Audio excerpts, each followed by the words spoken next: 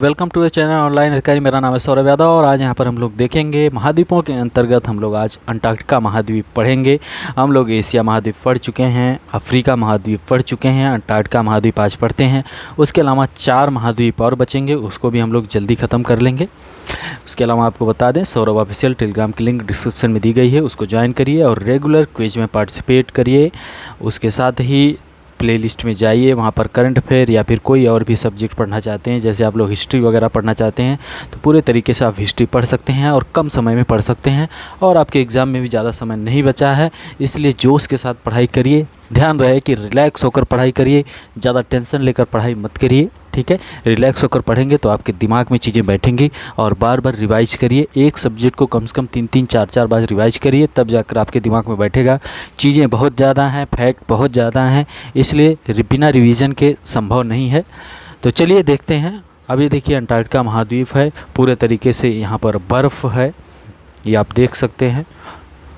देखिए पूरे तरीके से बर्फ़ है। कभी मौका मिले तो घूमने ज़रूर जाइएगा यहाँ पर। चलिए, जो एग्ज़ाम में क्वेश्चन पूछे जाते हैं वो चीज़ें हम लोग पढ़ते हैं। पिछली बार 2021 पीसीएस प्री में एक क्वेश्चन यहाँ से पूछा गया था। Antarctica is the 5th largest continent in the world. हमने कंटिनेंट महाद्वीपों में आपको बताया है कि क्षेत्रफल की दृष्टि से सबसे बड़ा महाद्वीप एशिया है। उसके बाद आपका नंबर आता है अफ्रीका का। अफ्रीका के बाद आपका नंबर आता है नॉर्थ अमेरिका, फिर साउथ अमेरिका, फिर अंटार्कटिका का नंबर आता है 5वां सबसे बड़ा महाद्वीप। और 6वें महाद्वीप की बात करें तो यूरोप है और 7वां महाद्वीप ऑस्ट्रेलिया महाद्वीप है। तो 7 महाद्वीप हैं। और हम देशों की बात करें क्षेत्रफल के आधार पर तो रसिया सबसे बड़ा देश है। रसिया के बाद आ जाता है कनाडा, कनाडा के बाद चाइना और चाइना के बाद आ जाता है यूएसए के बाद ब्राज़ील के बाद ऑस्ट्रेलिया के बाद हमारा अपना देश इंडिया का स्थान आता है, ठीक है। और क्षेत्रफल में इंडिया का पूरा क्षेत्रफल है 32,87,263 स्क्वायर किलोमीटर। जो पूरी धरती यानी 100% जो धरती है उसका कितना है, 2.43% ही है। लेकिन जनसंख्या की बात करें तो 17 से 18% जनसंख्या जो है भारत में है। पूरे विश्व की 100% में 17 से 18% जनसंख्या रहती है और ज़मीन धरती हमारे पास 2.43% ही है, ठीक है। और दूसरा पॉइंट यहाँ पर है कि it is the only continent which is isolated and zero populated and is completely covered with snow. ऐसा एक महाद्वीप है जो पूरे तरीके से आइसोलेटेड है, मतलब एकदम अलग है सभी लोगों से, मतलब सबसे दूर जाकर है ये। और यहाँ पर कोई जनसंख्या नहीं है, जीरो जनसंख्या यहाँ पर रहती है, ठीक है। और पूरे तरीके से बर्फ़ से यह ढका हुआ है, कवर्ड है। पहला आदमी था James cook, English seller James cook, जो प्रयास तो किए थे कि इसको जाकर खोजें, डिस्कवर करें, लेकिन he was not able to land the mainland Antarctica even though he cross the entire Antarctic Circle. पूरे अंटार्कटिक सर्किल को ये क्रॉस तो किए लेकिन इसको डिस्कवर नहीं कर पाए। The first person to discover the mainland of Antarctica was Fabian Bellingshausen थे जिन्होंने इसकी खोज की। Who came here in 1820 on a ship name Vostok. तो फेबियन वेलिंग सॉसन ने इसको डिस्कवर किया 1820 में। वोस्टॉक नामक जहाज़ से यह वहाँ पर पहुँचा था, ठीक है। The first person who entered into this continent and reached South Pole was a Norwegian explorer। मतलब नॉर्वे का एक व्यक्ति था रोनाल्ड अमुंडसेन, जो कि इसके दक्षिणी पोल पर पहुंचा था, ठीक है, अंटार्कटिका के, ठीक है, साउथ पोल पर मतलब अंटार्कटिका पहुंचा था। फर्स्ट इंडियन, पहले भारतीय जो अंटार्कटिका पहुंचे थे वो थे लेफ्टिनेंट रामचरण जी थे। 1960 में पहुंचे थे लेफ्टिनेंट रामचरण जी, ठीक है। अंटार्कटिका तो भारत के करीब ही माना जाएगा। 1960 में गए यहाँ से रामचरण जी, 1960 में। And first Indian to reach south pole was colonel JK Bajaj. कौन थे? Colonel JK Bajaj. तो लेफ्टिनेंट रामचरण 1960 में, फिर colonel JK Bajaj. India establish the study centre in Antarctica namely Dakshin Gangotri, मैत्री, भारती। याद रखिएगा, ये तीनों क्वेश्चन पूछे गए थे यूपीपीसीएस में। तो इसके लिए ट्रिक है DMB, दक्षिण गंगोत्री, मैत्री, भारती, ठीक है। दक्षिण गंगोत्री 1984 में और मैत्री 1987 में, भारती 2015 में। भारती जो है कि लार्सिमन हिल पर बना है, ठीक है। First 2 research station is completely destroyed but Bharati is working. Bharati जो रिसर्च स्टेशन भारत ने वहाँ पर डेवलप किया है अंटार्कटिका में लार्सिमन हिल पर, वो अभी फंक्शन में है, लेकिन शुरू के 2 जो है कि दक्षिण गंगोत्री और मैत्री, ये पूरे तरीके से नष्ट हो चुके हैं। Okay, 98% Antarctica permanently remains covered with snow. मतलब 98% अंटार्कटिका जो होता है हमेशा बर्फ़ से घिरा रहता है। सिर्फ और 2 से 5% तक, 2 से 5 किलोमीटर तक बर्फ़ की थिकनेस होती है। 2 से 5 किलोमीटर मोटाई की बर्फ़ होती है। ज़रा सोचिएगा कि 2 किलोमीटर कितना दूर होता है, 5 किलोमीटर कितना होता है। तो मतलब 2 से 5 किलोमीटर मोटी बर्फ़ होती है अंटार्कटिका में, और 98% भाग जो अंटार्कटिका पूरे तरीके से बर्फ़ से घिरा रहता है, ठीक है। कोई कोस्टल प्लेन नहीं है अंटार्कटिका में, कोई भी कोस्टल प्लेन अंटार्कटिका में नहीं है। जैसे भारत में कोस्ट पाए जाते हैं कि वेस्टर्न कोस्ट, ईस्टर्न कोस्ट, तो इस प्रकार के कोस्ट वगैरह, किनारे वगैरह अंटार्कटिका में नहीं है, सिर्फ बर्फ़ ही बर्फ़ है, ठीक है। Only 2% of Antarctica becomes ice free in summers. जब गर्मी का सीज़न आता है, गर्मी का सीज़न नवंबर वगैरह में, जब यहाँ पर भारत में देखेंगे आप लोग सर्दियाँ शुरू हो जाती हैं, तो जब सूर्य जो है कि सूर्य का दक्षिणायन होता है तो वो पहुँचता है अंटार्कटिका साइड थोड़ा सा, तो वहाँ पर थोड़ा सा समर सीज़न शुरू होता है, तो 2% अंटार्कटिका का भाग जो होता है वो एक तरह से आइस फ्री होता है, जहाँ पर बर्फ़ नहीं रहती, थोड़ा सा रहता है। The Palmer Peninsula is the only part of Antarctica which is ice free up to some extent. तो पाल्मेर पेनिनसुला ही आइस फ्री होता है कुछ समय के लिए, तो थोड़ा बहुत घासें वहाँ पर उगती हैं। Shape of Antarctica changes with change of season. It is known as dynamic और एक्टिव कंटिनेंट। डायनेमिक और एक्टिव कंटिनेंट इसको कहते हैं। इसका शेप बदलता रहता है, हमेशा चेंज होता रहता है। अब जैसे बता रहे हैं कि समर मंथ में थोड़ा सा बर्फ़ पिघल जाती है, तो थोड़ा सा शेप इसका बदल जाता है, इसीलिए इसको डायनेमिक या एक्टिव कंटिनेंट कहते हैं। बर्फ़ थोड़ा बहुत पिघल कर इधर उधर बहती रहती है ना। तो यहाँ पर हमने कई चीज़ें देखी, फिर से एक बार देखते हैं, रिवाइज करते हैं, नहीं तो चीज़ें कन्फ्यूजिंग हो जाती हैं। तो पहले भारती की पहले बात करें, 1960 में लेफ्टिनेंट रामचरण गए थे, फिर उसके बाद कर्नल जेके बजाज गए थे जो साउथ पोल पर पहुंचे थे। इंडिया ने 3 रिसर्च स्टेशन अंटार्कटिका में बनाए हैं, दक्षिण गंगोत्री 1984 में, मैत्री 1987 में, और भारती 2015 में, जो नया है 2015 वाला लार्सिमन हिल पर बना है, ठीक है। पहले 2 रिसर्च स्टेशन जो कि डिस्ट्रॉय हो चुके हैं, एक सिर्फ बचा है। अंटार्कटिका 98% तक बर्फ़ से घिरा रहता है, और बर्फ़ की मोटाई जो होती है 2 से 5 किलोमीटर तक होती है। कोई कोस्टल प्लेन नहीं है अंटार्कटिका में। 2% अंटार्कटिका का भाग जो है आइस फ्री होता है समर मंथ में, जब वहाँ पर गर्मी होती है, बहुत नॉर्मल गर्मी होती है, और पाल्मेर पेनिनसुला जो है वहाँ पर ही ऐसा होता है। ओके, अंटार्कटिका को डायनेमिक या एक्टिव कंटिनेंट भी कहा जाता है। क्षेत्रफल की दृष्टि से यह 5वां सबसे बड़ा महाद्वीप है, ठीक है। और ये मात्र ऐसा महाद्वीप है जो जीरो जनसंख्या यहाँ पर रहती है और पूरे तरीके से बर्फ़ से घिरा रहता है, ठीक है। और यह सबसे अलग आइसोलेटेड एकदम है। जेम्स कुक प्रयास किए थे, इंग्लिश सेलर थे जो पहली बार प्रयास किया था कि अंटार्कटिका पहुँचे, लेकिन अंटार्कटिक सर्किल को पार करके कहीं और चले गए। कहीं और का मतलब चले गए वहाँ न्यूजीलैंड के पास चले गए, ठीक है। और उसके अलावा फेबियम वेलिंग सॉसन जो कि मेनलैंड अंटार्कटिका पर पहुँचे थे वोस्टॉक नामक जहाज़ से 1820 में, और साउथ पोल पर पहुँचने वाला नॉर्वे का एक एक्सप्लोरर था रोनाल्ड अमुंडसेन, ठीक है। इतनी चीज़ें याद रखिए यहाँ पर। अब आगे बढ़ते हैं। ये रहा अंटार्कटिका। आप मैप देखिए, यहाँ पर कुछ, यहाँ पर रॉस सी दिख रहा है आपको, वेडल सी दिख रहा है, साउदर्न ओशियन यहाँ पर, ठीक है। और भी कुछ चीज़ें हैं, जैसे यहाँ पर देखिए कुछ, चलिए आगे देखते हैं। यहाँ पर देखिए विदा क्या है? A hyper saline lake is found under the 19 metre thick ice layer in Antarctica. 19 metre मोटी थिक लेयर के नीचे पाया जाता है। Its salinity comparable to that of other world's most saline bodies. तो विदा को याद रखिएगा, विदा हाइपर सेलाइन लेक है, झील है, कहाँ है? अंटार्कटिका में। इंडिया आर्क क्या है? इंडिया आर्कटिक क्या है? आर्क क्या है? INDARC क्या है? INDARC is the India's first under water observatory anchored in the Kongs fjord Arctic ocean में। आर्कटिक ओशियन में इंडिया आर्क का एक तरह से अंडर वाटर ऑब्जर्वेटरी है जो कॉन्क्स फजार्ड ठीक है, ये आर्कटिक ओशियन में, ये याद रखिए क्वेश्चन यूपीएससी पूछ चुका है इससे। Antarctica is completely covered with snow so it is known as white continent. देख लीजिए पूरे तरीके से बर्फ से घिरा रहता है, ऐसे सफ़ेद दिखता है, तो इसलिए सफ़ेद ओशियन, सफ़ेद कंटिनेंट, सफ़ेद महाद्वीप कहा जाता है। ठीक है, दिख ही रहा है।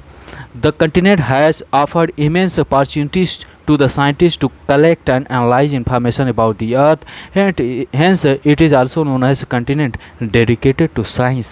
ठीक है, तो साइंस को डेडिकेट है यह कंटिनेंट। बहुत सी अपॉर्चुनिटी है यहाँ पर रिसर्च करने की, जैसे भारत ने 3 रिसर्च स्टेशन स्थापित किए, दक्षिण गंगोत्री, मैत्री और भारती DMB। ठीक है, तो 2 पूरी तरीके से डिस्ट्रॉय हो चुके हैं। भारती जो 2015 में लार्सेमन हिल पर बना है वो सही है अभी। ठीक है, Queens Maud range divides the continent into 2 parts.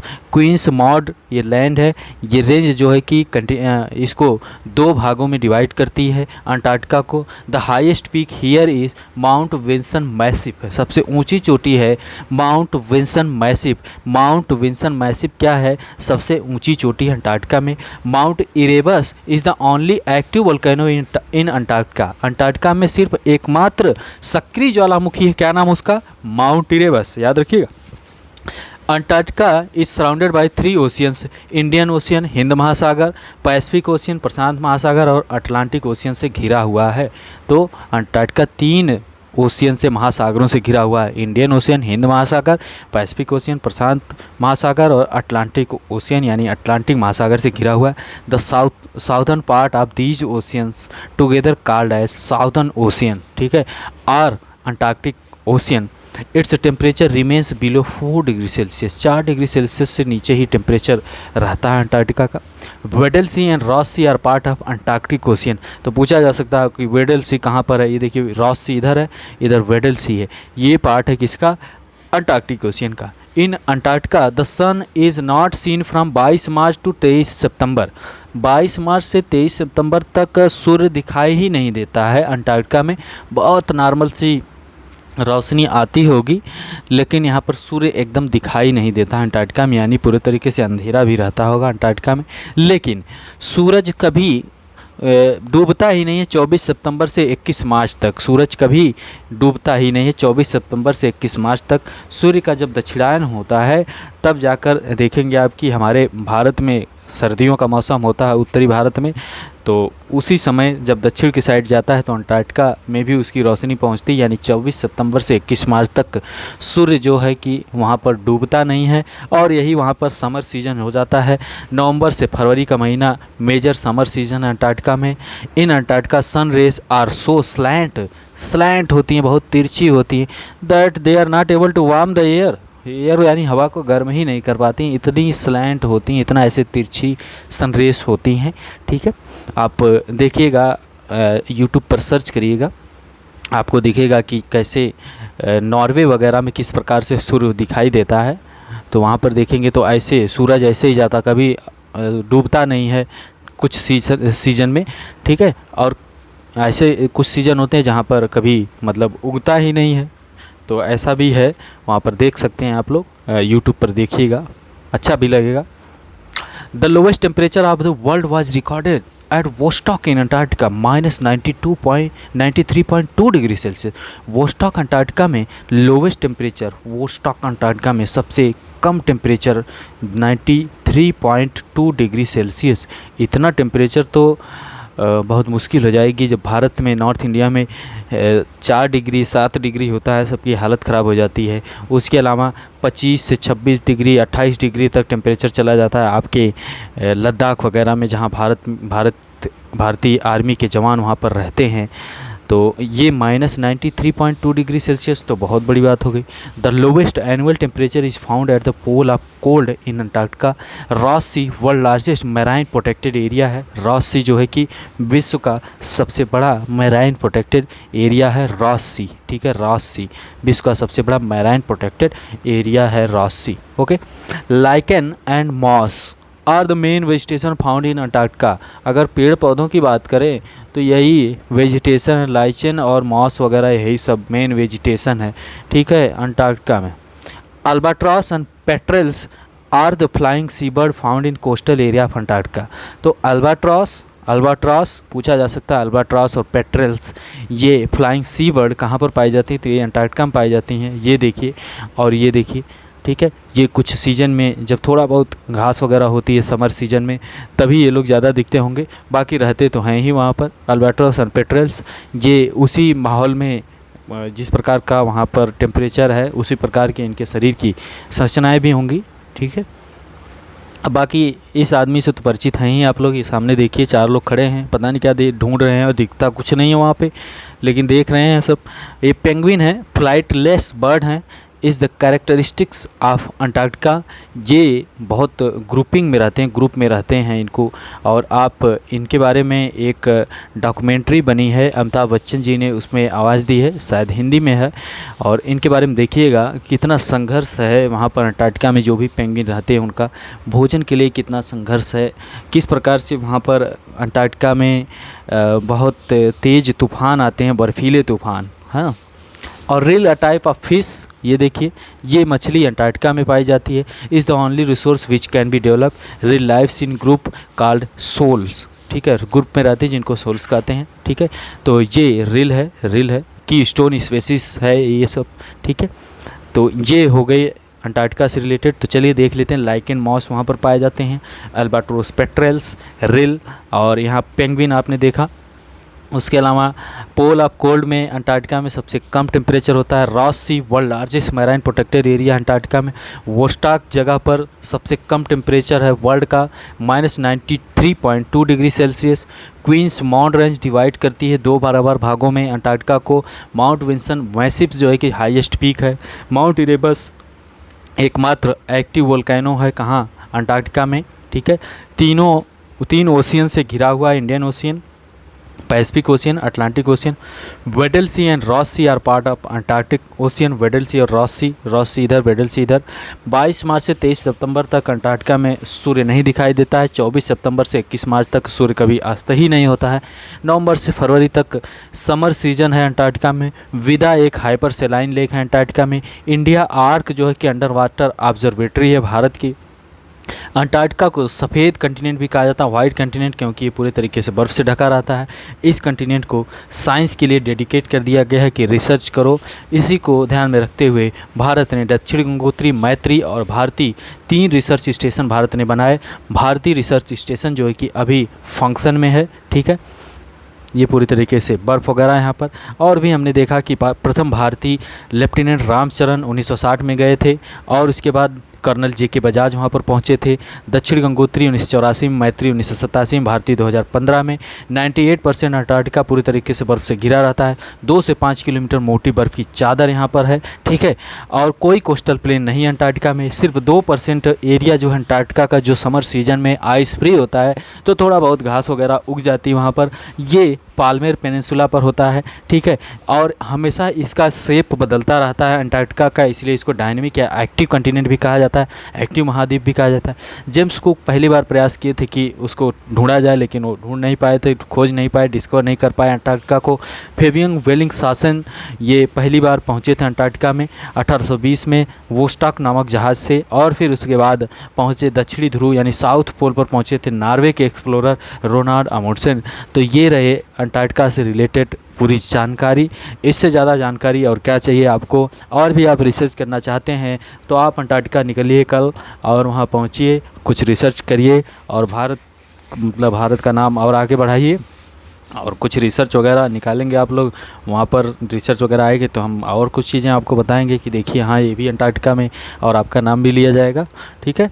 और तो फिर चलिए कल मिलते हैं आपसे। सौरभ ऑफिशियल टेलीग्राम को ज्वाइन करिए और चैनल को लाइक शेयर सब्सक्राइब अपने हिसाब से कर लीजिए आप लोग, लाइक शेयर सब्सक्राइब, ठीक है। मिलते हैं। प्रयास कर रहे हैं कि जल्दी शुरू कर दिया जाए सीसैट का लेक्चर, सीसैट जल्दी शुरू किया जाए, क्योंकि अब समय कम बचा है। हम जल्द से जल्द चाह रहे हैं कि पूरा जियोग्राफी सही तरीके से कंप्लीट हो जाए, 1-2 दिन में जियोग्राफी कंप्लीट हो जाए। उसके बाद PYDQ चलेगा और करंट अफेयर चलता रहेगा। बचा हुआ है आपका इन्वायरमेंट बचा हुआ है, और भी जो चीज़ें बची हुई हैं सब कंप्लीट किया जाएगा। तो मिलते हैं अगले लेक्चर में। बहुत बहुत धन्यवाद।